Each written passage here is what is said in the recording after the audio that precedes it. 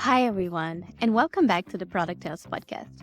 Today, I'm excited to chat with Hannah, a seasoned product leader with over a decade of experience across startups and global companies like Xero.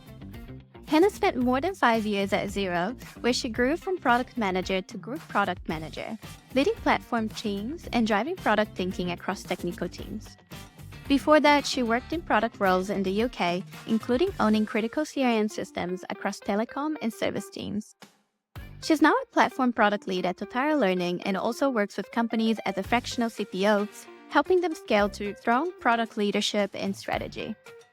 In this episode, we dive into developer experience, platform strategy, and what it really means to lead with product thinking. But before we dive in, here's a quick word from our sponsor, Dummy. Dummy is a Chrome extension that helps product teams create instant, one-click bug reports with video replay and technical info, making it super easy to share and solve software issues fast when you're testing software. Click the link on the show notes to get started for free today, or go to dummy.com. That's dummi.com. Hi, Hannah. Welcome to the Product Tales podcast. Thanks for being here. Thanks so much for having me. So let's start at the beginning. When did you first realize that you had a passion for product, and how did that lead you to Xero?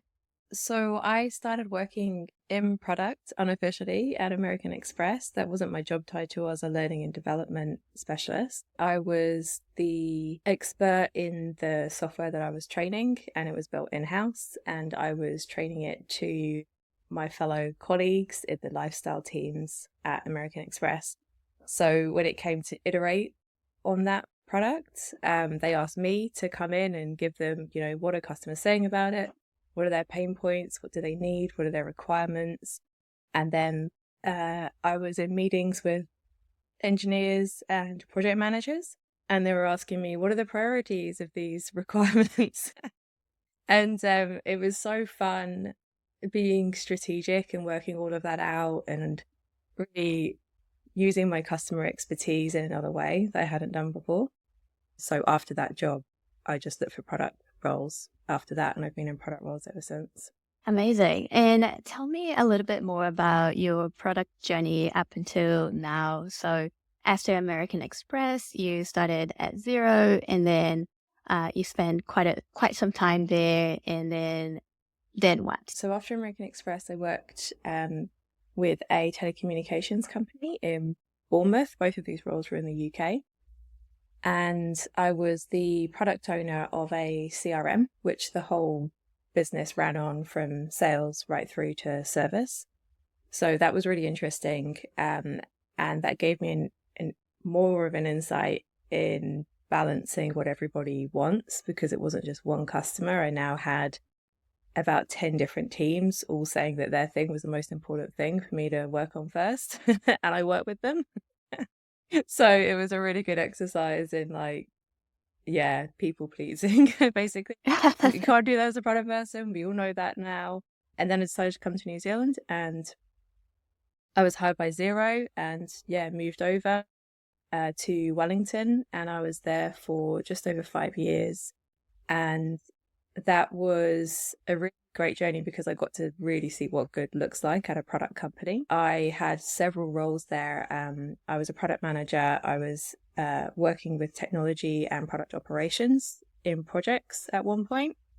And then I was a group product manager for those final at Xero. So I grew my career there, which was awesome. I'm very grateful for that. And I also worked with platform teams. The CRM team at that company in Bournemouth was kind of platformy as well. And then, I used that knowledge again to work with platforms in Xero. Yeah. And then when I left Xero, I worked for a startup, which was an accounting software solution. After that, I've been contracting and doing a bit of fractional work. And I recently joined Totara Learning as a platform product lead as well. Amazing. Awesome. Very excited to touch on the rest of your background. But I just wanted to ask, at Xero, you helped bring product thinking into technical team.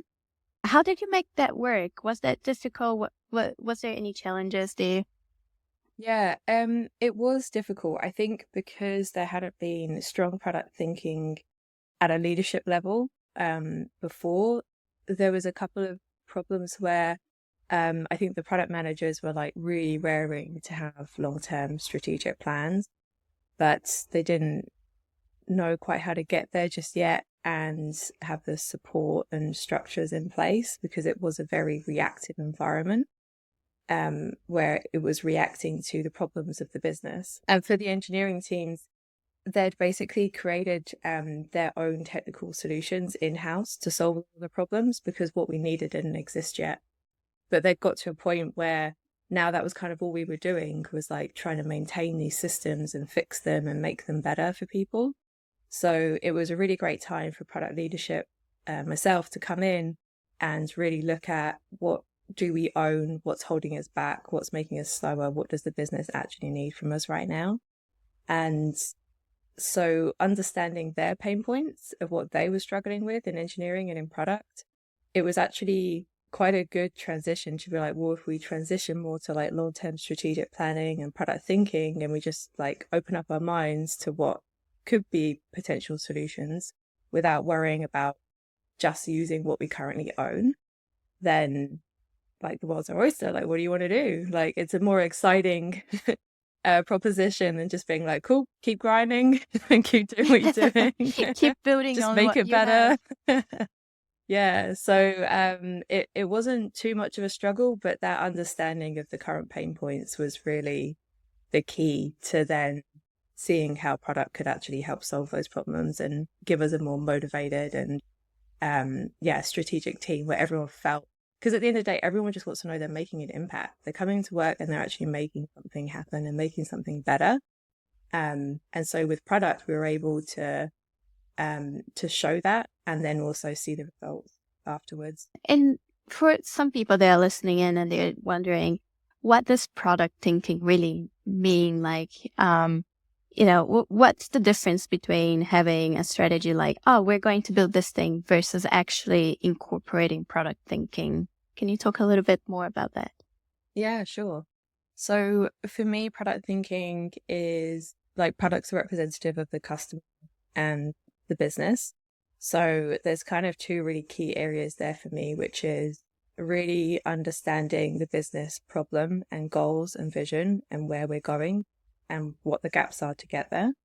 And then really understanding the customer problems and the pain they're feeling and how we might be able to solve their problems, which gets the business to where they want to go as well. So it's balancing those two things, but really a lot of my time is spent in the problem space and just really, really understanding what that is, rather than reacting to like a feature request or a hippo request. It's like, cool, what are you trying to solve by doing that? So that's a large part of the product thinking. And then it's also having that kind of like long-term strategic perspective where we're not, just stuck in that reactive, like, okay, we'll just do this. People are asking for that, so we'll just build it. But really making sure that we are aligning to where we want to be in the future. Mm-hmm. Great. So it's basically you're taking the customer feedback, but then you're also taking the business goals and you're being that person that is putting the brakes on building and saying, okay, well, let's think about this for a second before we just, build this feature request or whatever customers are saying. And let's make sure that we're prioritizing things correctly and perhaps building things that make sense. And I can kind of relate to that because sometimes, you get customers that ask for something, but if you truly try to understand why they're asking for it, you might actually be surprised and think of a different way of achieving that is actually better for everyone. Yeah. So that makes sense. And there's like, this is done at different levels in businesses, but there's kind of like a theming together. So I've been in teams where they've just literally reacted to one ticket. They're like, cool, we fixed that ticket. We fixed that ticket. We fixed that ticket when bugs and requests are coming through. But if we take a more holistic view and actually theme up, like what are the actual main requests and bugs that we're getting through, maybe we actually need to rethink the way that we're solving that problem, or we need to rethink the technology used in this area, or it needs refactoring. Maybe it's just super old and we just keep slapping about plaster on it. And it's like, you just need to replace it. put something more modern in there. So I see that a lot, and it's just a lot of wasted effort. It's wasted resource. It's wasted money when you could be doing something really impactful. And on the go-to-market spectrum of that, it's really helpful to deliver big value slices when you look at it and you're like, okay, actually, there's a massive problem with this feature. We're getting loads of requests for lots of little things. So how about we uplift this whole feature? And then that's a really great marketing story to then tell, rather than like, oh, we fixed 10 bugs, upgrade and get these bug fixes. It's like, no, we've actually like made this feature like amazingly better. The performance is better. There's less bugs. It's got a modern UI, and now that's a way better, compelling market story. Yeah, that's really interesting because I guess you joined Xero at a time where they already had such an established product. And yeah, I can definitely see the challenge of having to look forward, but also making sure that you're not consistently rebuilding everything, because that's also very painful. Cool. That's really interesting. So, you mentioned that you're working a lot with platform teams, and my question for you would be, how can organizations ensure that these teams are more self-sufficient? And what are some of the biggest challenges in shifting that mindset? So giving really, a lot more power to those teams to make strategic decisions that align with what the organization needs. Yeah, definitely. So for their empowerment and autonomy, these things are always shifting, but as much at, if this team is just starting out, or if it needs a bit of a refresh, the main thing is to understand like the purpose and the mission, and have the team go through that exercise with their leadership where everyone can input into that. And just have that unified like buy-in and understanding of what the platform team is going to own, how their ownership will be defined, what purpose and responsibility they're going to have, and how they interact with the rest of the organization. Some platform teams in large enterprises are strictly focused on just making business internal operation and development really smooth and like high functioning and very efficient, reducing the complexity, reducing cognitive load to develop, and they're very internal focused. But some smaller companies that may be starting out in platform, they might not have the luxury of being able to do that yet. So if they're asking for funding, or, the technology leader or someone's pitching to the CEO for more resource to have a platform team, quite often there might be a story in there where it's like, well, yeah, but what are they going to deliver to customers? Like, we still need to have value coming out of that team to like warrant that extra resource. So I think there's like a level, there's like a stream, a spectrum of different types of platform teams, and it really depends on the maturity of the business. Yeah, having that purpose and mission from the very beginning and understanding what mature platform team you need for that business is really, really helpful. And then the team can go ahead and, just be very autonomous and make decisions themselves. If there's a clear strategy as well, like we definitely needed a very clear strategy. And that's something I've been doing in Totara as well, is defining what the strategy looks like. Even just having a goal for the year, like just something to be able to prioritize the long-term goals against. We're just getting started in platform at Totara. It's still quite early days. So we're not looking too far ahead right now, because we're still figuring out, how we're actually going to interact with business and what our role is there. But yeah, the more you can provide that kind of structure and clarity of this is the direction we're heading in and this is your remit to solve problems within, then the team can just go, yeah, they're ready. Incredible. And I guess my question would be then, you touched on when you're ready to have a platform team as a business. How do you know as a software business that you're ready to have that team? So there's some pretty good writing out there from people who have started platform teams that probably know a little bit more about it than I do. But there is kind of a general messaging there that your customer base and your product is getting too complex I think they use onboarding as like a really good metric. Like if you're onboarding new developers and it's taking them more than like 4 to 6 months to get up to speed on what you're doing, then you probably need a platform team because your technologies have got it complicated enough that they require someone to, for that team to actually have that responsibility of looking after how things are weaving together. And maybe it's time to spit out a few services, maybe it's time for some microservicing architecture, and platform teams can gradually help that happen along with architecture. But as you know, architecture is usually like the advisor and they need people to help, actually build out that architecture with them. So platform teams are a great partner in that aspect. Yeah. And as the platform team's main leader and manager, how do you kind of measure your impact inside the business? You're mentioning that that's quite a challenge because obviously if you're a product-facing team, it's really easy to measure that impact. But how do you do that as a platform team? Yeah, it's kind of similar, honestly. It's just a different crowd. So we look at, I've done many things. Like I've even done like customer satisfaction, but it's an internal customer. I've also measured success in terms of revenue, which is definitely a big one for platform teams because that is kind of the business reason for platform teams. And honestly, time I have used in places like time to get to market, time to release. Those have all been really important metrics as well. Because basically the platform team's reason for being there in the business's eyes is to get products out quicker, safer, and for less money. Because as the organization gets bigger, obviously the overheads are larger. So you need a platform team to help scale that internal growth and the operational growth. So those are the kind of the key metrics is, reduce time, reduce cost.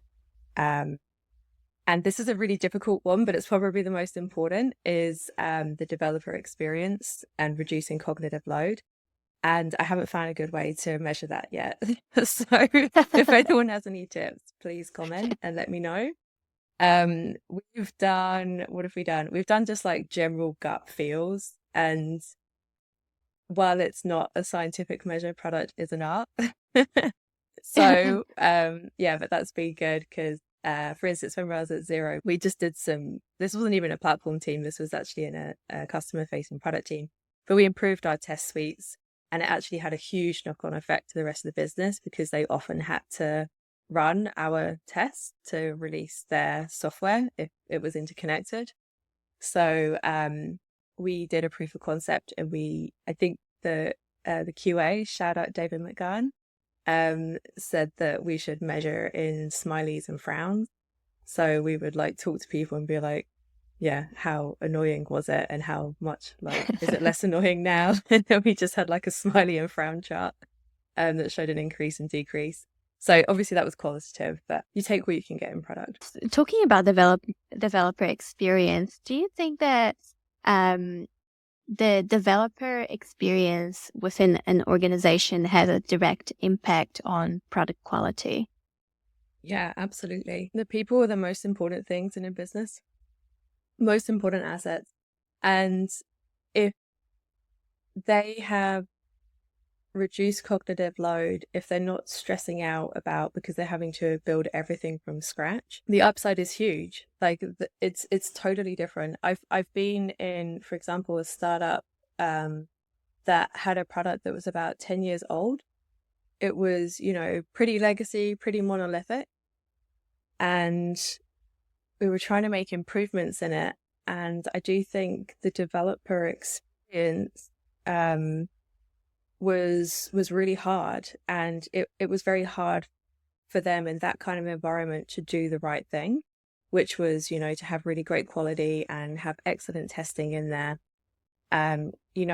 When things are very complex and developer experience is hard, like there's a lot of spaghetti noodle mess to sift through, people burn out. And, you look for shortcuts. That's just the human nature. And you just want to do it in the simplest, least effort way. And you've probably got product breathing down your neck being like, we haven't got the investment for this, so we can't take too long doing it. So you're going to look for quick ways to do stuff. And sometimes that leads to more issues down the line. It leads to tech debt. It leads to, like poor reliability. So if the developer experience is great, we can make it easy for them to do the right thing so they can build and write code the way they want to, which is in a very safe, clean environment. And eventually can be, when we go back and refactor or modernize that area, it's not going to be a total mess. So you're setting yourself up for the future to not have to spend heaps of money improving your product. Yeah. Which is a massive business upside. 100%. So let's say that I'm someone that is, I have a team of engineers and I'm starting to consider and be more aware of the developer experience.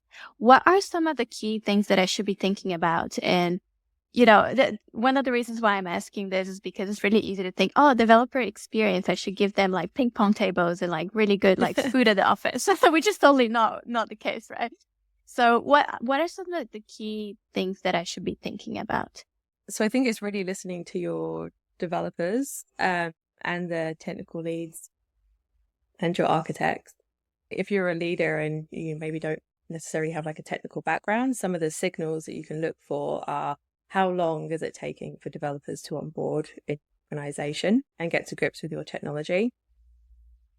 And also the customer feedback coming through, like are the bugs or the feedback that people are just like, there's so many errors. Even the look and feel of the product, if you go in and you're like, there's a heap of inconsistencies here, like nothing visually feels the same and the behavior of things is different. That's a really good warning sign as well. And then, just listening to be like, how happy are people at your organization? Like, are they coming in and they're feeling really positive and they're like, yeah, we can get all of this done. This is great. I'm really looking forward to this project. This is going to be very interesting. Or when we bring them projects, the technical teams and product teams thinking like, this is going to be really hard. Like, it's going to take us over a year. It's like, like those are all the signals that it's time to invest in your platform and your technological health. Like something is not right in your technical organization. And then you should start thinking about the techno debt and the technology that is built on, and maybe consider rebuilding some parts of the product, I guess, as part of that whole journey, which can be difficult. A lot of people try to avoid that. Yes. Yeah. And rebuilding really is a last resort because it often isn't the most profitable way forward. But if it's been long enough that it's in such a state that is actually going to be the better ROI option, then you got to do it. But there's a few things you can do before rebuilding, like refactoring and then changing the architecture. So I talked about how you can like split up a monolith into microservices, and you can do that gradually. You don't have to do that big bang. So you can just start sectioning off certain parts of the product, like login, for example. Maybe there's a notification service or an email service. Those are usually a bit, intertwined with everything, so they can get really spaghetti-like. But if you start to carve those out, then you can just gradually get to a good place without having to be like, we just need to blitz it, rebuild it. Yeah. Because that really is there's like a last resort. Yeah. Yep, that makes sense. It sounds very painful to rebuild everything. Just thinking about a dummy and rebuilding it, I'm like, nope, let's not do that. No. Improving the developer experience sounds like an ongoing process. What's one initiative or change that you made before that had a surprisingly big impact on that? I think at Xero, there was, and this wasn't my change, this is just something I saw. And then I was a stakeholder of this team, but the design system at Xero. So they have a team, they created the design library and standards for front-end development. And by doing that and having a UI modernization project to make sure everyone was on the latest version, they really standardized the front-end practice and made the UI the same on every page. And when you think about all the pages that are in Xero now, it's like actually insane how many there are. And there was like modern parts of the business that were just like regularly, happily updating to the latest design library upgrade without any problem. But then there were the really monolithic parts, or parts that maybe hadn't been owned by a specific time in a while, that were just so far back that they needed like a massive change to get to the latest version. So that happening, and just the design system being there in the first place, so that front-end development doesn't have to be like, oh, what should I do for this modal? I have no idea. And then everything's different. Your profit margins are going to suck. If you get to a certain size and you don't have a standardized way of doing front-end development, it really makes a huge difference, and to your end customer, because they'll be on a page and they'll be like, oh yeah, I know how this works. And then all of a sudden it's a completely different experience to somewhere else. So that had a huge upside to the business. And also, I think the incident practices that we did in the SRE team in Xero were really awesome.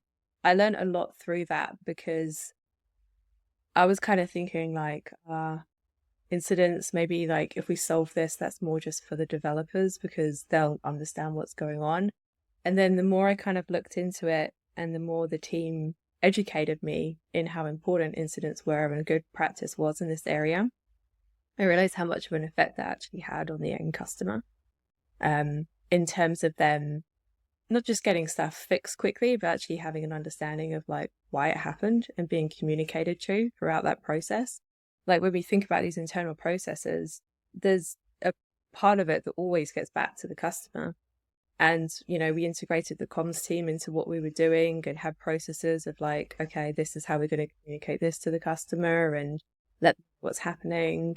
Doing that incident practice really leveled up Xero, because there was a lot of bad incidents, I think, for a little while. And then when we up leveled that, it was like, we're building back customer trust. So that was really important. I can definitely relate to that, because that's one of the reasons why we built Dummy, to improve their customer business communication when bugs happen. Because ideally you don't have any bugs happen, but almost impossible to make sure that there's no bugs. And so you just want to make sure that when there are bugs, the customers are happy. And I guess that ties in with what you were saying before, which is a way to measure the impact of having a platform team, to make sure that all of those things are actually thought through properly, and there's a process in place for everything, and the whole team is kind of on board with that. Yeah.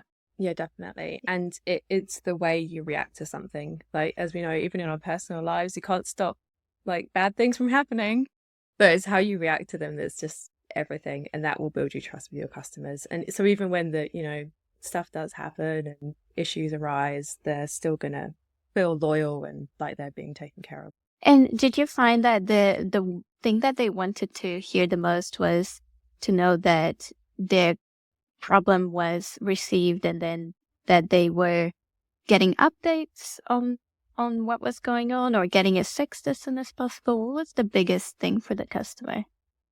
Yeah, it was regular updates, how we had prioritized it, and if there was any kind of timeline, or even just a timeline for the next communication. Because when you leave people hanging, they're like, for us, it was accountants. So like, what is the accountant going to tell their customer?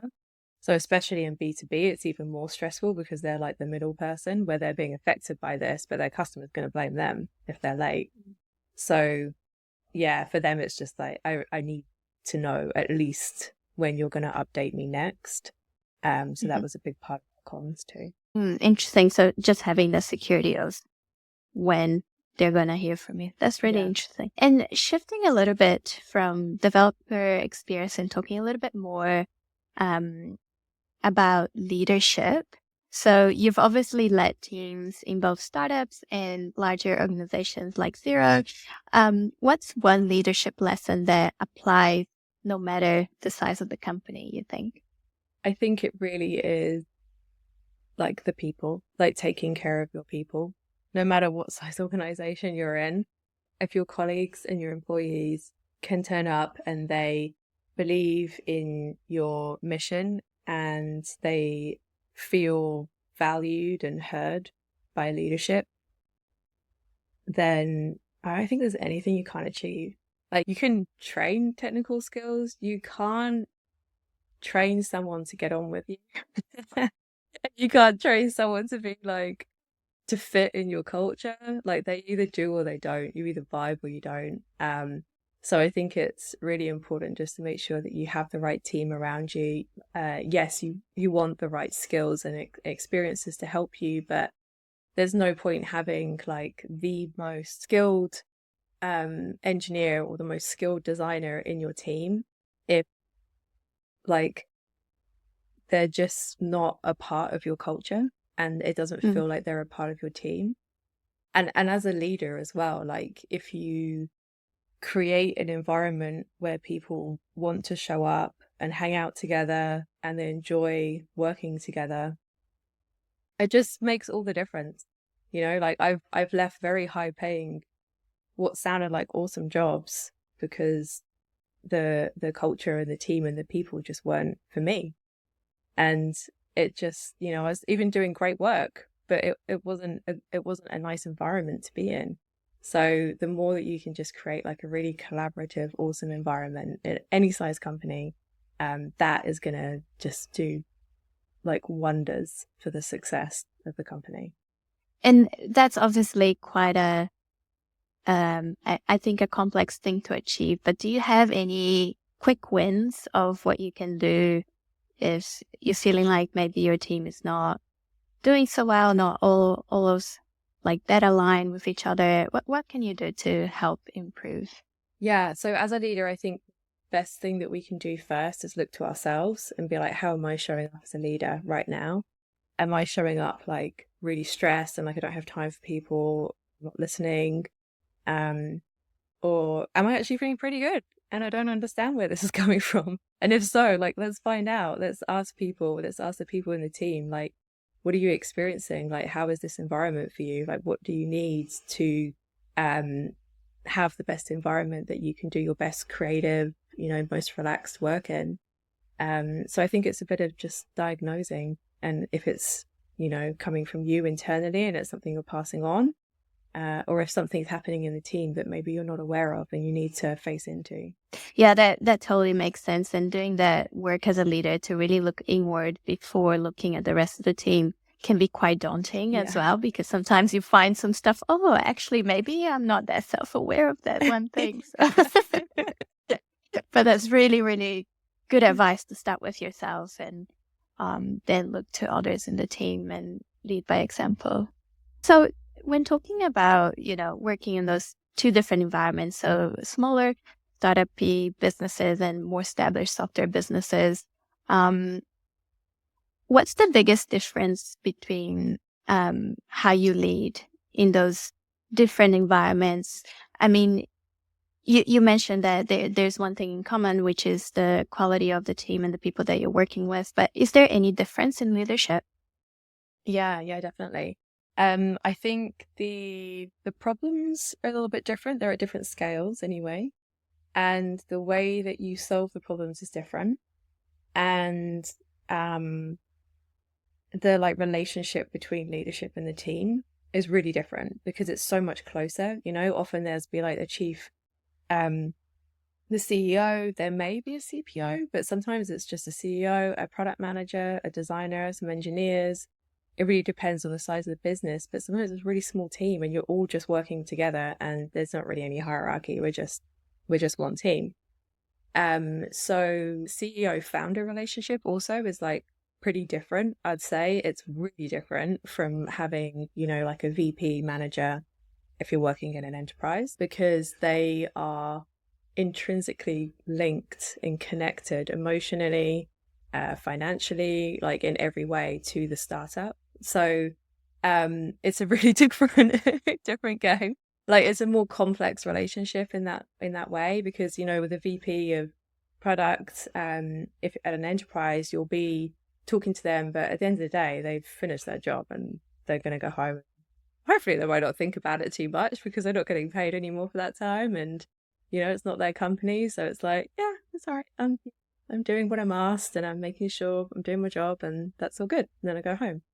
But it's very different. It's much, much higher stakes to have a good relationship there. And I think a huge amount of empathy is needed on both ends. So if you are in a startup and you're working with a CEO founder, I think it is absolutely necessary, and something I could have done better on in the past, to really understand their motivations and where they're at, what they're most stressed about, and what they're really happy with. Because otherwise, sometimes you have these conversations and it can get heated and you're like, I'm not sure why. Like, why was that so triggering? Or like, why did that get so heated so quickly? And so the more you can kind of, understand each other, the better. And that's really, really important at a startup.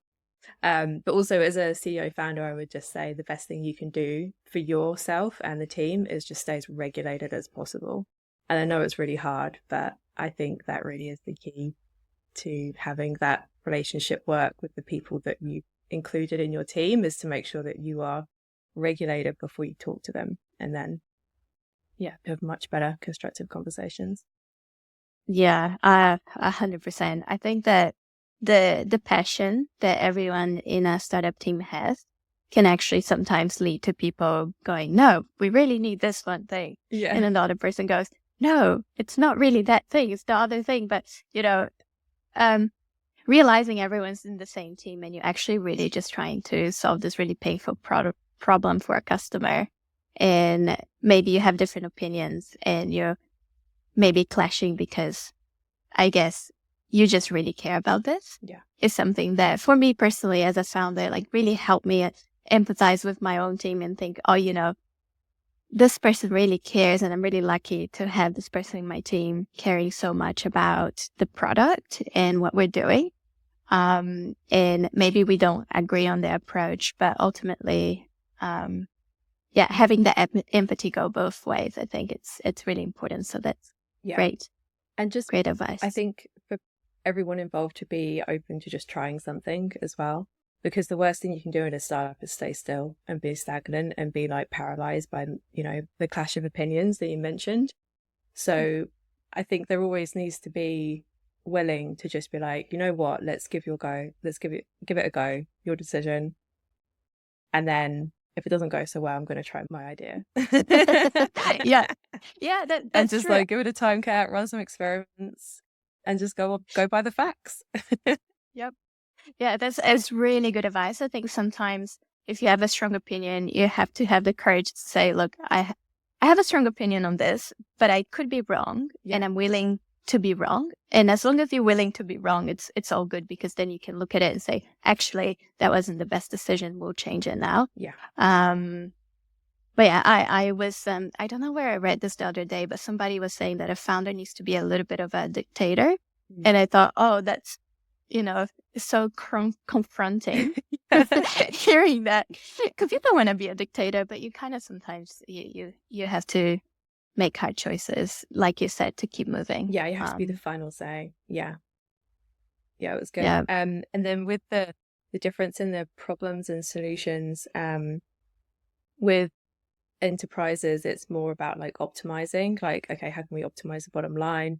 Is there anything we can get more efficient at and save money on? And, what's going to be our next growth? Like, is it a new product? Is it a new market? So they're really just optimizing. But then in startups, it's like, we just need to stop cash bleeding out and we need to get customers. And it's like, just do those two things and just, go for it. Keep moving, keep experimenting, keep growing. And then you get to a point where you're like, okay, I can like put my head up and look at the horizon now. And now we're going to think about like scaling. And now we need a long-term vision and plan and all the people to help us get there. Just different sets of problems there. And we kind of touched on good communication, across teams. So it's very clear that that's key thing for product teams to get right, especially remotely. So I wanted to ask, what's worked best for you when working with remote teams and ensuring that there's this good communication?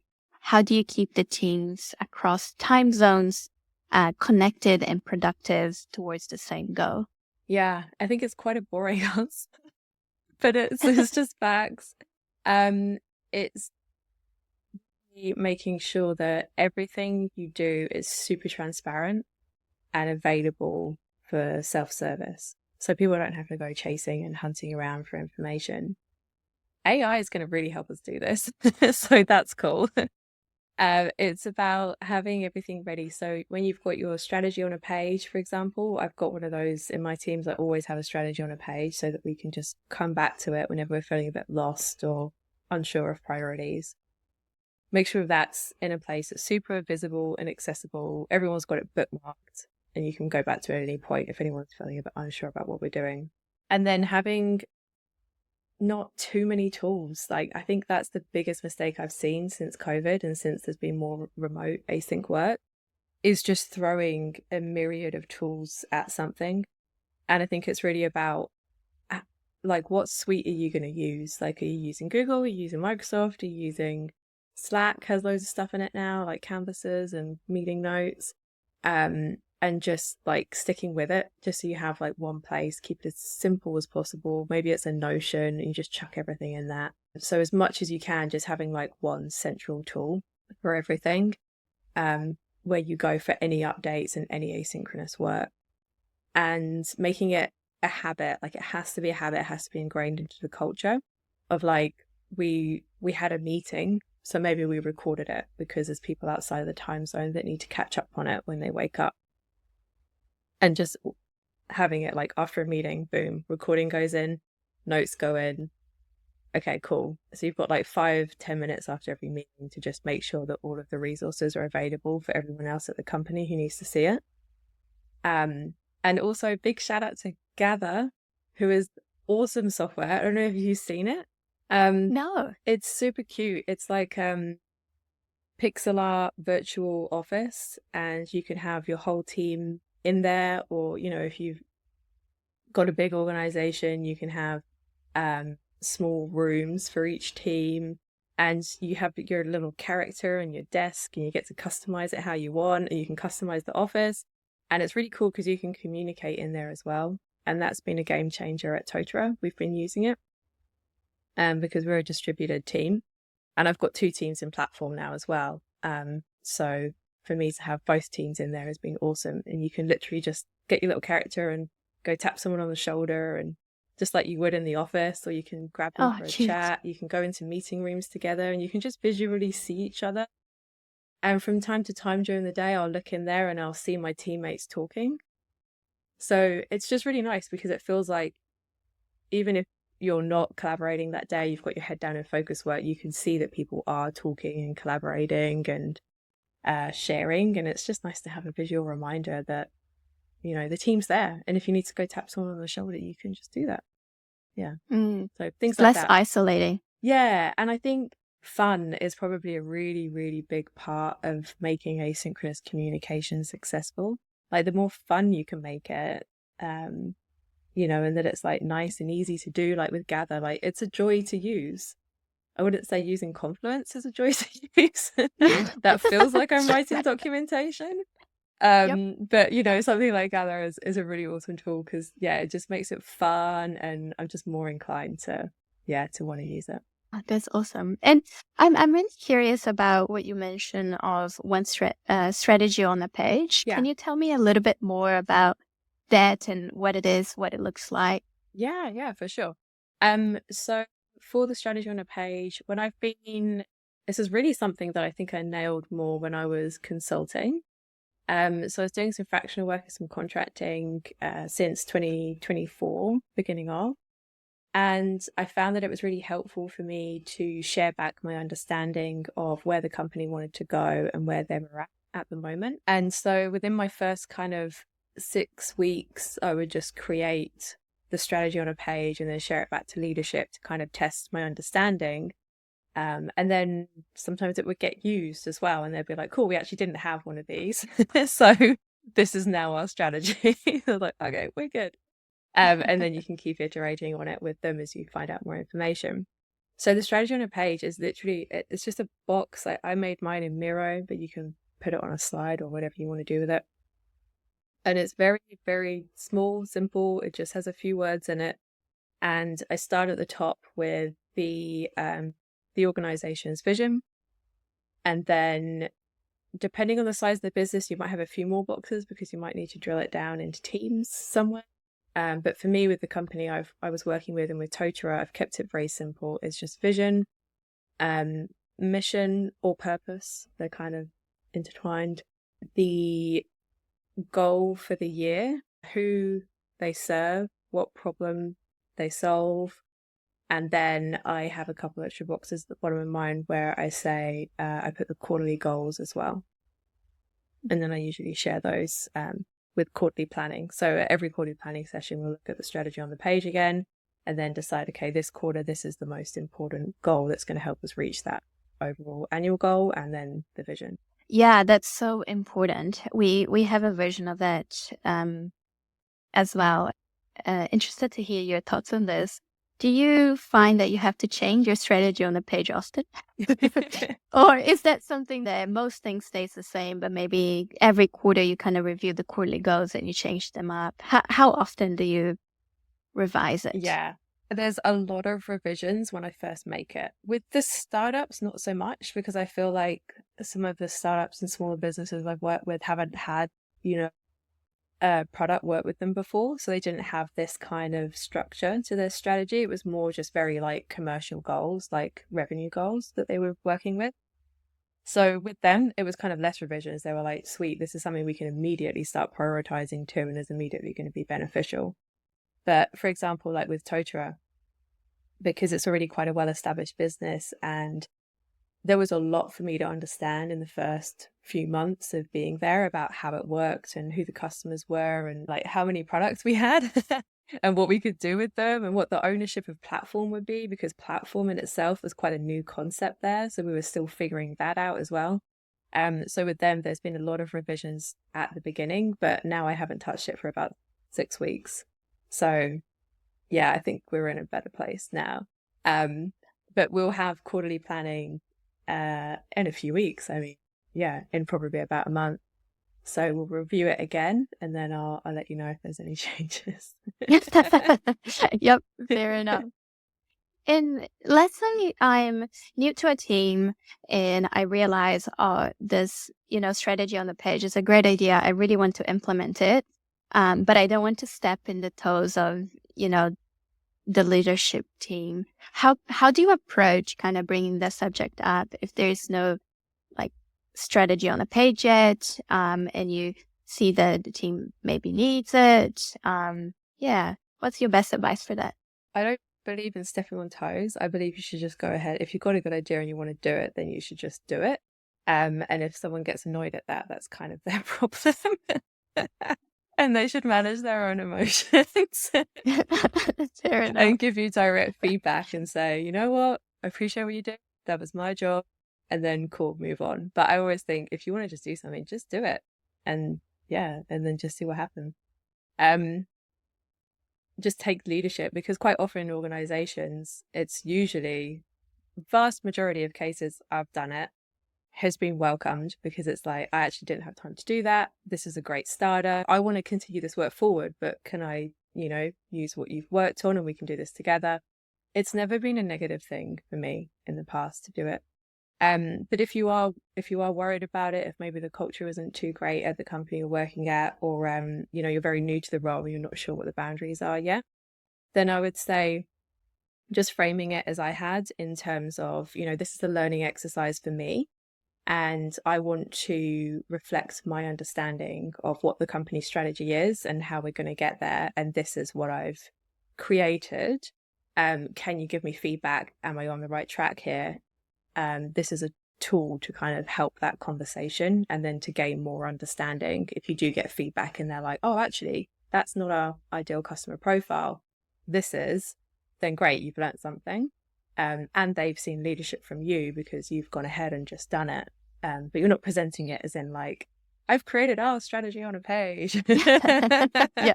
Everyone must follow it. It's just like, hey, yeah, this is what I think is happening. Can you tell me if you agree? Is there anything that you'd change on here? Yeah, for sure. And I guess for a startup, having a strategy on the page is pretty straightforward because the team is small and you're kind of looking at the whole business. But how would you approach it if you work for a more established software business and maybe there's many product teams? Do you do a strategy on the page for your team? Do you do one for the overall business? Do you have multiple of them? How does that work? Yeah. So we did this at Xero as well, and we did it by product. Sometimes there are even multiple teams on a product, but usually this was done at the product level around the group product manager. And then it would be like, a strategy on a page for that product. And then if there were several teams working on that product, then their separate missions, purposes might be split out differently. So if you have multiple teams on products, they might be solving different problems for the customer. So they would probably have their own set of goals that they were working towards. So it's kind of the same, but it just gets a little bit more granular sooner if you have to split it up into different teams. Yeah. But overall, you've got the company stuff in there as your header, because you need to know what that vision is and that goal is. And then you break it down in terms of what is then the goal for that product that's going to enable that company goals and vision. And then again, how is each team with their problem space going to contribute value to the product that's then going to feed back up into all those layers? And for those that are not completely convinced by the one-page strategy, can you tell us an example of how that keeps product teams aligned throughout everything that they do, and how maybe they wouldn't have the same experience if they didn't have access to something like that? Yeah. It's just a good tool because you can quickly glance at it and understand again, what's the customer I should be focusing on and what's the business trying to achieve here. Sometimes the business goal is entering a new market. And in that case, if some of your problems that you wanted to solve were market specific and not for the market they want to get into, then sweet, you've got an answer you can deprioritize. So it's a really great tool for that. And I don't know I think there's lots of different flavors of product people. I'm a product person that I'm very high level, and actually details exhaust me. And I can be details focused, but only for a short period of time. And when I've just got like a high level snapshot, I can understand things quicker, and see the patterns and themes, and I can grasp what I need to do. When I'm reading a super detailed document that's like several pages long, I find that much harder to process all of that information and then have good insight afterwards. So it just depends on your brains. But I definitely find just having a high level snapshot to refer back to is really, really helpful. If you're in a product team where you all just absolutely need all of the details and documentation, then maybe it's not for you. And in that case, use something longer. And you mentioned that you're moving towards consulting and more fractional CPO work. What's drawing you in that direction? And, what kind of impact do you want to have? How did you end up there? Yeah. So I really enjoy tackling like big organizational problems, and seeing a way through that and helping companies unlock their next level so that they can reach the next level of growth, or whether it's getting that first product out or, entering a new market. Moving like transformation as well. I've got a qualification in transformational coaching, and so I kind of apply that to what I do as well. And recently I've been asked to help some services-based businesses become product-led, because they realize that's the only way they're going to be able to efficiently grow and scale from here. They've plateaued out, and now it's like, how can we reach and help more people? And you can do that with product without, with staying lean as well. So, I find that kind of desire in me to tackle those big, meaty problems, to internally scale, but also externally reach customers and provide value, just relates really well to fractional and consulting, because then I can help unlock them, and then I can go help unlock them, and yeah, keep going. Yeah, for sure. I mean, I think that sometimes it can be hard as senior leadership to be a little bit more strategic about product. And like you're saying, go from maybe being more sales led to being product led. What do you think it's what common mistake that you've seen leadership make when it comes to product strategy? And what do you think that they can do to fix it? I don't know if this is a problem everywhere, but I have experienced it where the company and the product strategy were the same thing. And I think in hindsight, having worked in an organization like that, I think it was actually potentially quite limiting, because as a product person, I kind of need to know what the hopes and dreams are for the CEO, for the board, for the founder, in terms of like, where do you see this, not just the product going, but what do you want for the company? Like, where do you see the company going? Like, are you wanting to like sell this? Are you wanting to like keep it going because you just want to work on this until you stop working? And then have the product strategy like support that. And I think the company strategy doesn't have to be like insanely, well documented and thought out, but there just needs to be like some thinking about the company as a holistic thing, rather than just having a product strategy guide everything. There needs to be that kind of like grounding in like, what is your purpose as a company? And then the product strategy can help that, but then maybe there's other products, or maybe it's not even a product thing. Maybe now we know what the company strategy is. Maybe it's actually going to be services, or, like, I think I am a big picture person. So for me, I need like the biggest picture possible. Like, what's like, how are you changing the world as a company? And then I can provide a really great product strategy. So I think that's kind of been missing in some organizations. And what do you do if the leadership goes, I don't know. We just have this like one focus, and we don't have time to think about like great big ambitions. Do you kind of work through it with them to unlock that somehow? For me, how I feel about it, because not everyone might feel the same as me. They might be like, that's fine, product and company, it can be the same, I can work with that. Some people might be like, that's totally okay with them. For me, it's something I've learned in hindsight, so I would watch out for it in the future, in terms of just working with people that have also big picture thinking and have a purpose-driven company. That's personally what I love to work with people who do that. So if they weren't really purpose-driven and they didn't have that big company picture, then I might be less inclined to work with them.